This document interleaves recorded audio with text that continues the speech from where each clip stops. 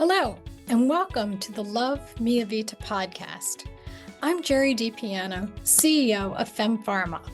Thank you for joining me as we discuss all things women's health and wellness. Please note that this information is simply that. It's information to help you to think through your decisions. Please consult your medical practitioner to discuss your personal situation. Thank you. Hi, this is Jerry DiPiano with FemPharma, and today's podcast guest is Dr. Juliana Hauser. And for those of you that haven't had the pleasure of meeting Dr. Juliana is one of our medical advisory council members at FemPharma and so much more. She is a PhD in counseling psychology. And Juliana, I can't do justice to your background, so perhaps you can share with our viewers and listeners more about your background. Great. I'm happy to be here and always love my time with you.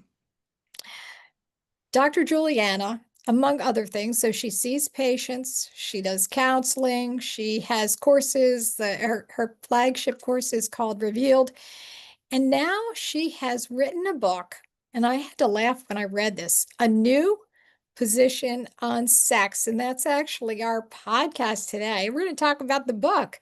Oh, great. When I read this, when I looked at this, A New Position on Sex, I was like, oh, is this like the Kama Sutra? Are we talking about tantric sex? So of course, my dirty mind had to go in that direction. I shouldn't say dirty, but we're going to talk about why that I'd even use that word to describe this.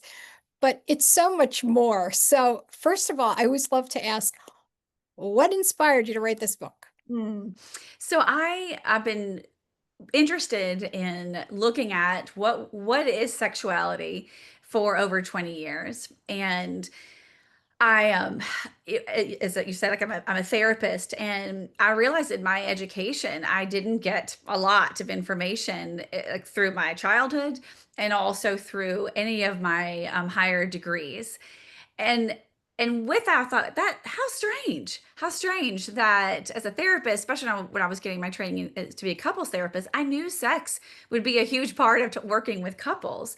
And I kept thinking, like, why are we not talking about this? And I had one class, and in that class, I was like, oh, like, tell me more, tell me more. And I looked at my classmates, and they were kind of bored. And that was shocking to me. Like, how could this not be like your favorite class today? And my professor took me aside and she said, every once in a while, someone like you comes along. You are interested in this. You have, I think you should focus on this in your life. And I'm so indebted to her for saying that to me because I don't even know I was aware of it. I just had a curiosity for it.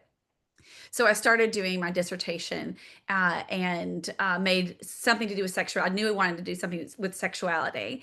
At the time, so I went to College of Women Mary. At the time, there had just been a very controversial show that had come to campus that was a sex worker show.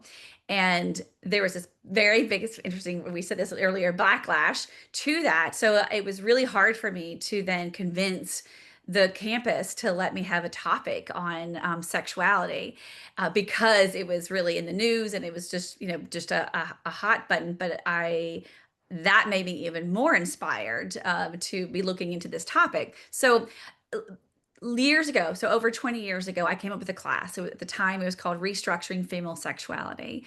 And I was told I could teach it if I could get 6 people to sign up for it. And I had a class filled in 3 hours. Wow.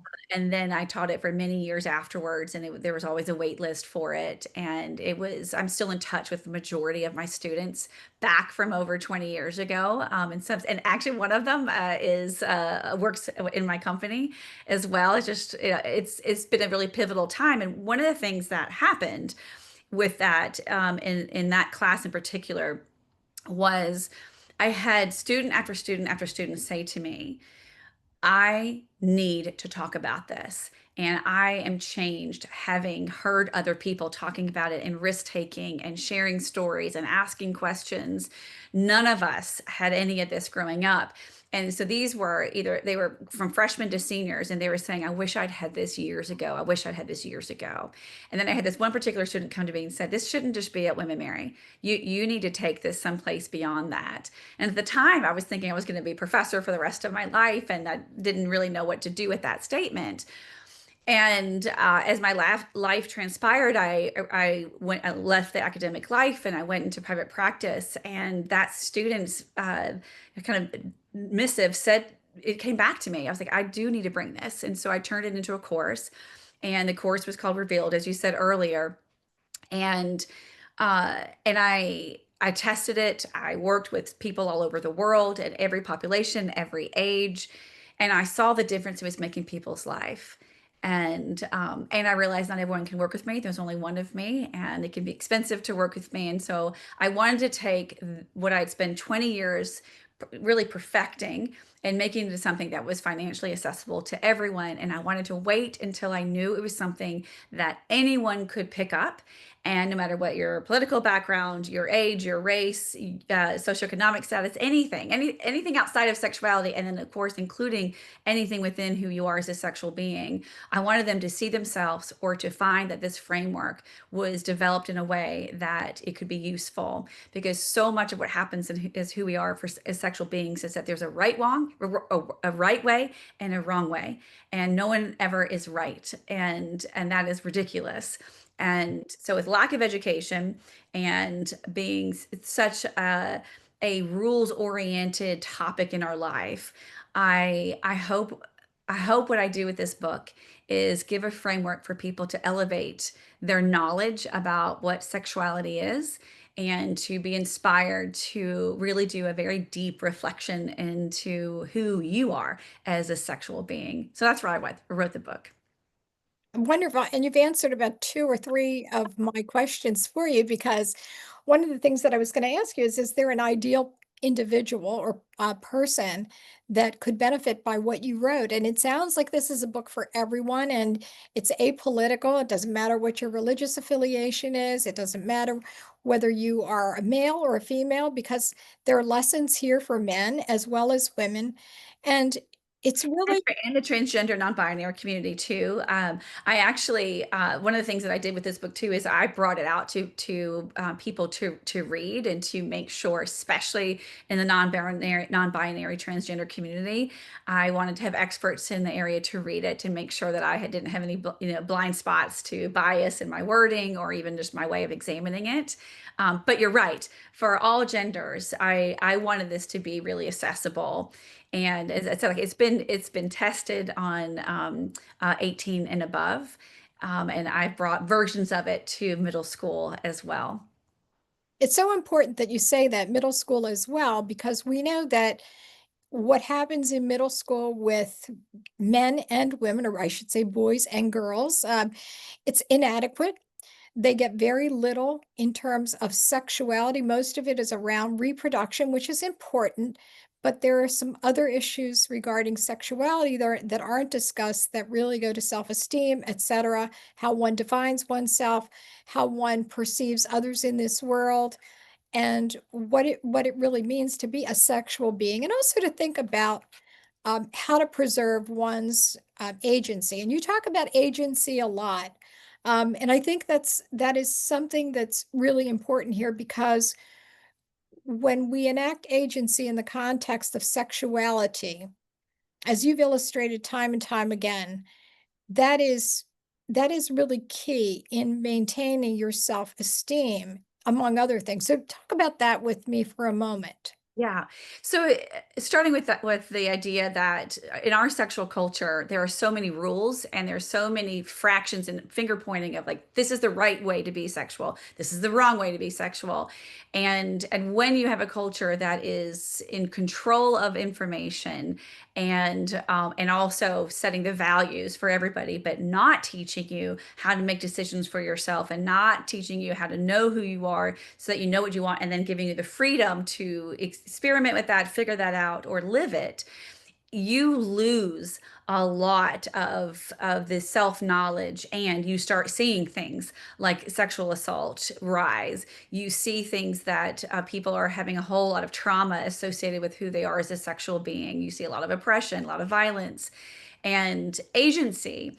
When somebody knows who they are and they know how to live who they are, and they have relationships and they have communities that support that, there is a decrease in those really negative results of our who we are as a sexual being and collectively as a sexual culture. And it's so interesting. I mean, I've been teaching agency for a very long time, and it is timeless, but is also always timely. It's, you and I have had so many conversations about we are not living in a sexual culture right now. In particular, in our lifetime, I think we have the least amount of agency than we've had, and the consequences of it are vast, and it makes me even more passionate that we can do it at a grassroots level, even if our government isn't giving us a lot of agency. And you talk a lot about shoulds and stigmas, and I think that feeds into what you just shared with us. So, in terms of the shoulds and stigmas, some of this comes from the way we were raised, our backgrounds, from our parents, from our educators, from our peers, but we can dive into that a little bit because I really related to that. Yeah, it's I mean, some people are afraid of what someone would become if they are sexually free. And there's been different through the eras, there's been different words to describe this: sexual liberation or sexual revolution, like all, there's lots of different ways to address this. And my way of addressing is sexual agency. And the reason is we instinctively know we come into this world as sexual beings. If you are breathing, you are sexual. We are taught that there is something wrong with who we are as a sexual being. A lot of people, the way it begins is if they feel comfortable, like if they're little kids running around naked and people are like, like that's terrible. Or you're caught touching yourself when you're 6 years old and someone's like, oh my gosh, that's her. Like, we do not do that. Or like they slap their hands. There's lots of messaging that says, oh, what you're doing as a natural sexual being is wrong and bad. And there is a particular kind of shame attached to sexual shame that starts building and snowballing in our lifetime. And it really does begin for most people at a very young age. Not everybody, but most people have that. And if it isn't in their own family, which it often is, because it is people who are not well sex educated, who have their own set of rules from family, from religion, from culture, trying to raise another generation with the same thing and not learning how to communicate about it, or not having, a lot of access to an involved way of looking at sexuality. We're all just kind of scrambling around trying to figure this out, and accidentally harming each other, and sometimes on purpose limiting the shoulds and the stigma. And I would say, I am someone who identifies as having a religious affiliation. So I'm not ragging on religion and organized religion in general, but organized religion has done a number on who we are as sexual beings. And it is the pain that I hear from so many people of what they were taught about what was bad and what was wrong and what was going to happen to the fear that it is associated from a very young age about sex acts, that part of who we are as a sexual being is very hard to unwind and untangle. And it's, it's really interesting when someone has, quote, like done it all the right ways, they followed all the right rules, and they'll come to me as a couple or by themselves, and it's like, I was taught my whole life sex is bad, bad, bad, bad, bad. And then I have a marriage ceremony and I'm supposed to all of a sudden like it, be available to it, know what to do about it, all of those things. And I still feel bad, even though, the belief system that I have tells me it's okay if I'm married. My body isn't saying that, my psyche, and I'm afraid of it. And that's not everybody, and that's not, but it is the most common denominator that I have when I have someone coming to me and has a lifetime of shame and guilt surrounding who they are as sexual beings. And that's when someone has done it, quote, and I'm saying quote in the right way, if they feel like they have are a sexual being or have behaved sexually that it goes against what their culture, what their family, what their religion has told them, then the guilt and the shame is even more significant and harmful. So just a little digression. So when I was pretty young, an older friend of mine gave me National Lampoon, and the magazine cover was called Cocktails. So of course I grabbed it, hid it under my mattress, and my parents found it, and they quickly took it away from me, and I felt so much shame. Oh my gosh, my parents found the cocktails. And we're not talking about a drink. Right. Who would have ever known that I'd be talking about vaginas all the time, right? Sex. So, but the interesting thing was, fast forward, I later learned that my parents grabbed it and they started reading it. So that, so there you go. So there you go. But it was very, it was very traumatic for me that my parents found that I was reading this, and they're like, "What? You're depraved. Why are you reading this stuff?" Yes. Anyway, it is important that we try to figure out sort of what's impeding us in terms of being a sexual being. And I know you cover this in the book, and you talk about shedding a light and what is no longer serving you well in your personal sexual relationship, and then externally, because it starts with you and how you personally feel about yourself as a sexual being, right? Yes, yes. And so just to kind of explain what the framework of the book is, it's built on my view of holistic sexuality, which I've come with 9 pillars. And so I explain what the pillars are. I give personal stories, I give client stories that they've given me permission to share. I do journal prompts and I do exercises so that you really have an in-depth way of being taught what the pillars are, giving examples how other people incorporate it and talk about it in their lives, and then give you support in figuring that out for yourself. So that formula, the framework of it, is meant to help you with figuring out what are these for you. Which I've talked about this terminology: is it a yuck or is it a yum? Is it a yes or is it a no? And ultimately, you're asking yourself in many different topics and in many different ways, who am I? Who am I? And is this right for me? And and is this right for where I am right now? And for what I know of myself, where I think I'm going to be heading as a sexual being or a person in general, is this going to serve where I'm heading? And a lot of times when I go through like what people's yeses and nos are, there's often a pause. And I tell people, I saying I don't know is just as powerful as saying yes or no. It's what we do with it afterwards. And there are a lot of people that, especially when like they'll sit there and be like, I've never been asked this. I don't know what I know. I've never thought about, do I like this, or do I? And I'm not even and sex acts, which is what we often associate when we're talking about sex and sexuality, is just one of the 9 pillars. There's so many other things outside of an actual sex act that I'm asking you to examine it in a holistic sexual way. But it's we're not given a lot of space to talk about sex at all, let alone sex in an evolved and really kind of a deep sense of the word. So it can be a pretty overwhelming task to say, who am I? Who am I as a sexual being? What do I want to be doing? And who do I want to be? Like where do I want to expand myself? What do I want to stop doing? What do I want to learn more about? And this book and in the work that I do, and it's just something that I love to do personally, with people, is okay. So if you don't know, then what do we need to do so that you do? You mentioned sexercises. You use the term sexercises. What are, I think I know what it is, but why don't you share that? Because I thought that was kind of interesting. So we're just trying to come up with like a fun word and a play on sex for exercises, and in the pillars, I wanted everyone to be able to walk away with like, this is what I can incorporate into my life. So one of the examples, and actually I'm going to go to what sex acts is.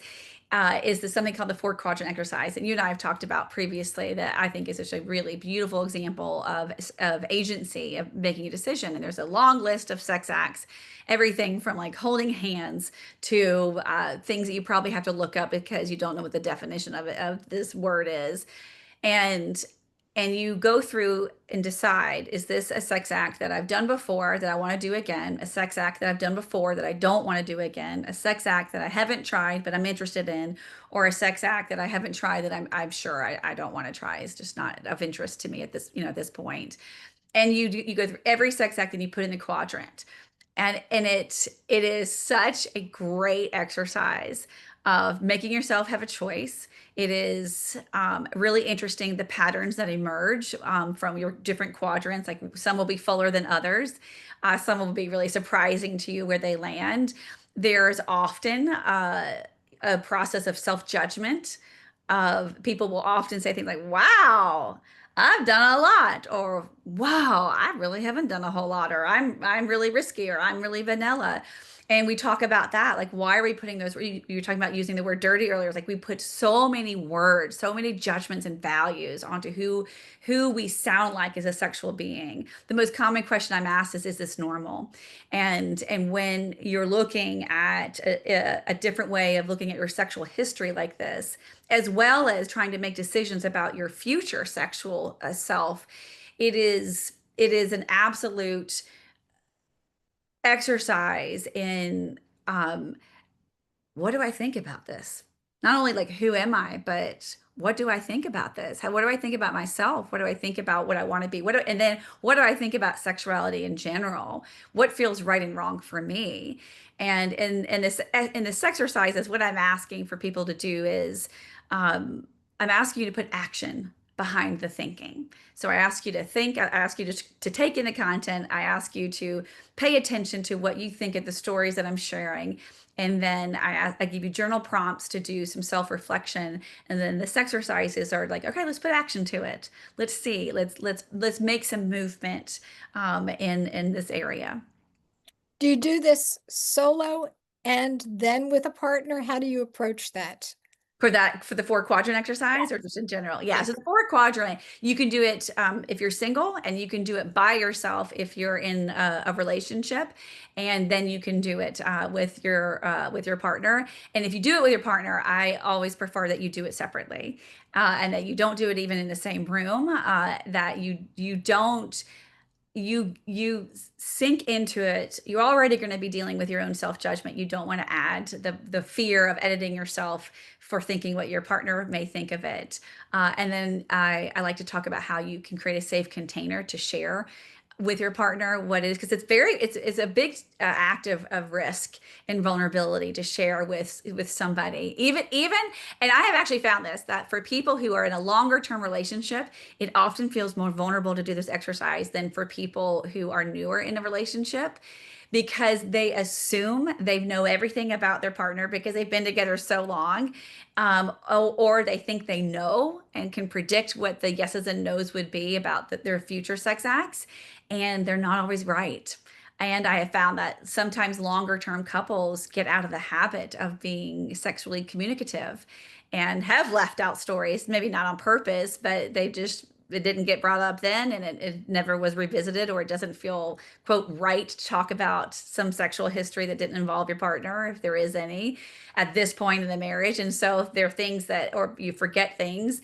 And so I've seen couples that have a long-term relationship feel a lot more vulnerable in sharing it. And so creating a safe space that's judgment free is a really pivotal part of this feeling like a bonding experience, rather than a like, what and who are you and what in the world and that.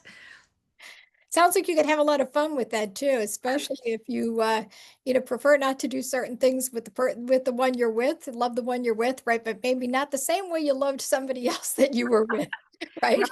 You Yeah, know, and that could be a little unsettling, right? it can So be. Yes, yeah, yes. but it might also be exciting because all of a sudden that person's, wow, never knew you really enjoyed that sort of Right. thing. But Yeah. hey, that's cool. Yeah, I've had a lot of couples like, you want to do this too? Like, we could have been doing this all along. I didn't know you wanted to do this. Or great, you're interested now. This is something I've been interested in so long. There is so many emotional reactions to this, which is another thing that's making me so passionate about this book and about this work is I don't know how I became somebody that is so comfortable talking about sex and sexuality. In many ways, I'm very unlikely. An unlikely person to be interested in this and to be able to talk about it as freely as I do. And I know how that changed my life.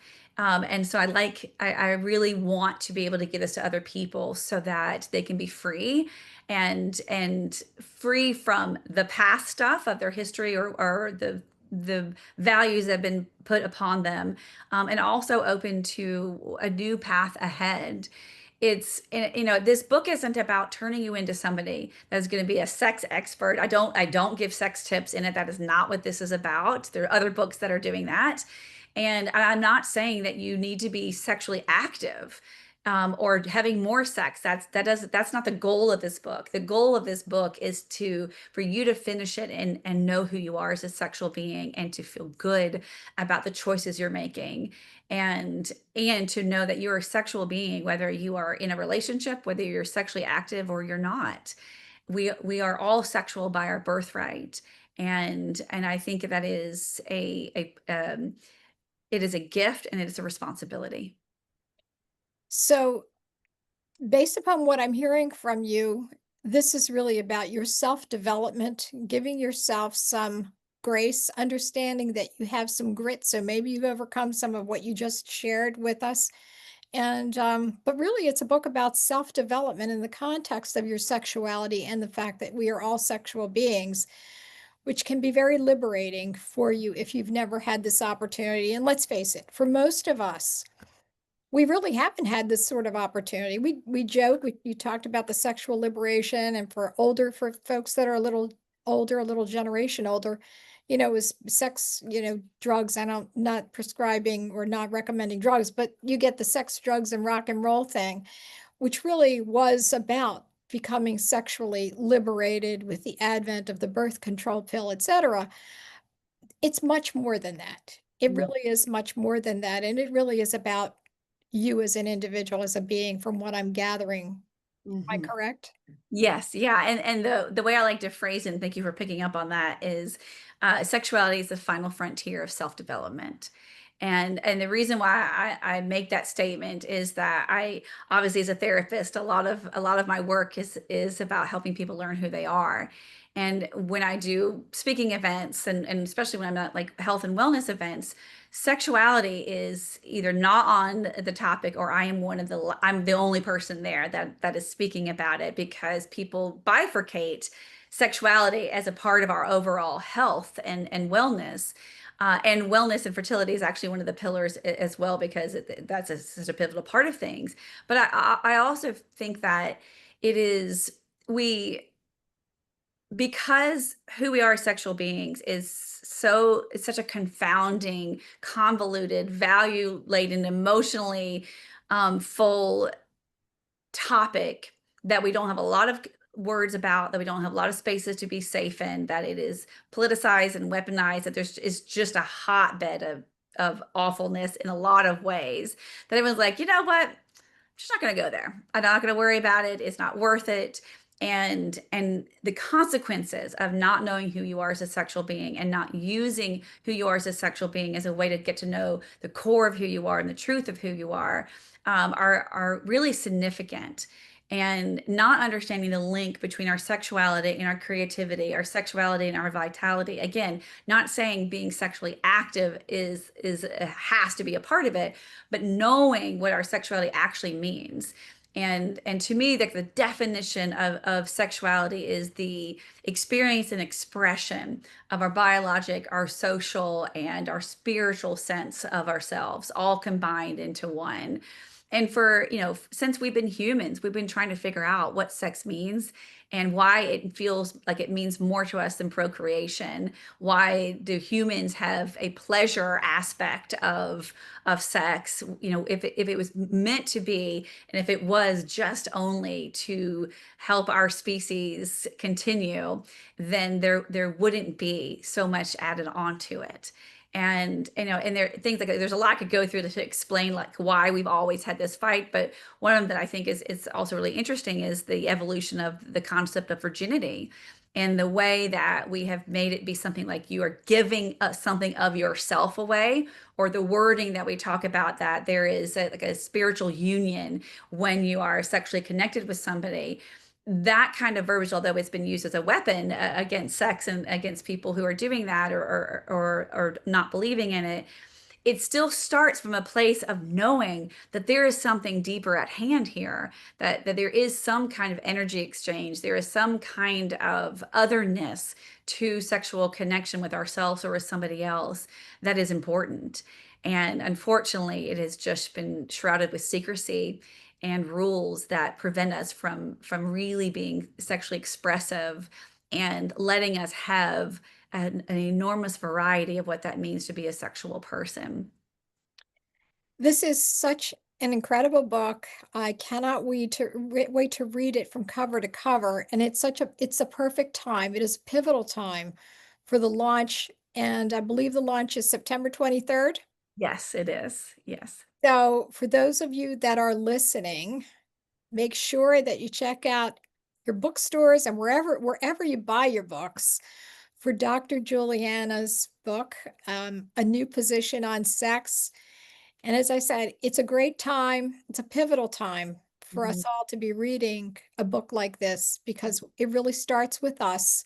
And Mhm. we can't let anyone take that away from us. Our sexual self-development, our sexual self-agency starts with us. Thank you so much, Dr. Juliana, for writing this book and sharing it with the world. We Well, can't thank you. wait to read it.